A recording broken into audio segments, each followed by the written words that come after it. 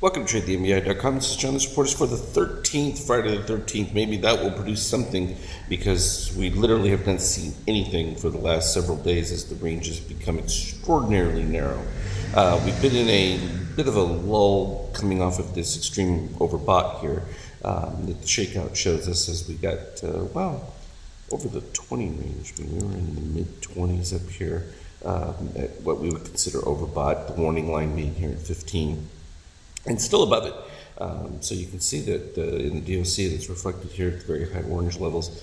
We've seen some more short increases, so the potential is that if we get this turnaround from short-term buyers as well as mid-term buyers, you're going to break out to another high, which should, move us towards the 2580 range, which I know every day you hear, it's very funny because when we were at, 1800, the valuations were too high, 2000, they're too high, 2200, 2400, 2550, they're all still too high. And yet, no, they're not. NASDAQ, likewise, steady right there at the edge. I mean, we've got a little bit of a pop here to start the pre-market action. But much better from a NASDAQ standpoint as far as room, which would only lift the S&P as well, because this was much more flatlined in relation to what was moving on the S&P. So it's got a little bit of catch-up to normalize. In the euro, excessive, and that's just going to keep promoting the S&P. So you're not going to see anyone running from it. The odd thing is this bounce back. We expected it from the sell-off that took place, but now we've got this little reset. Don't expect it to last too long, but this is the beginning of the buy signal. We'll have to retrace the dip down there, so it's just a matter of waiting for that flip point. Don't know that it can have all that much room to go, simply because, it's going to be a fair question. People will go back there, to look for safety. And that's assuming that there's anything to be safe from, because if the market is only moving a couple of points, that's almost less activity than you get from bonds.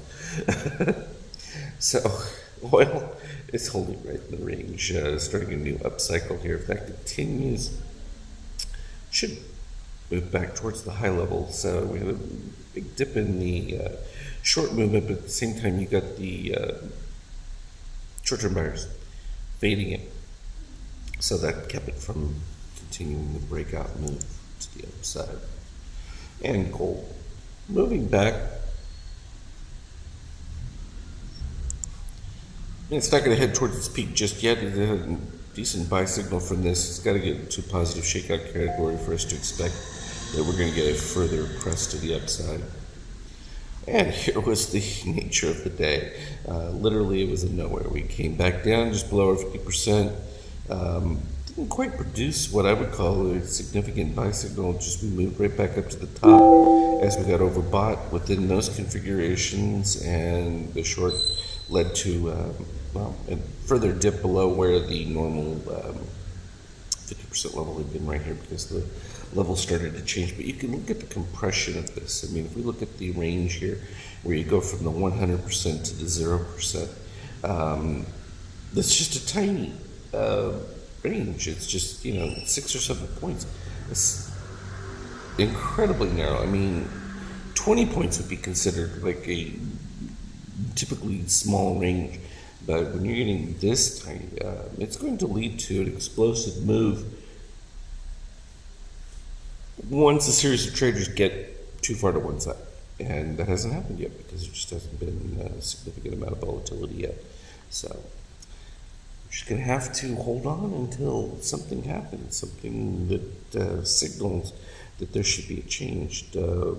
Is it likely to be, any of the economic reports? Yeah, probably not so much, because things are pretty much in a stable category right now. So there's not, while everyone talks about the fear and overdone, it's just, there's complacency because things are generally okay. And sometimes you have to be all right with that.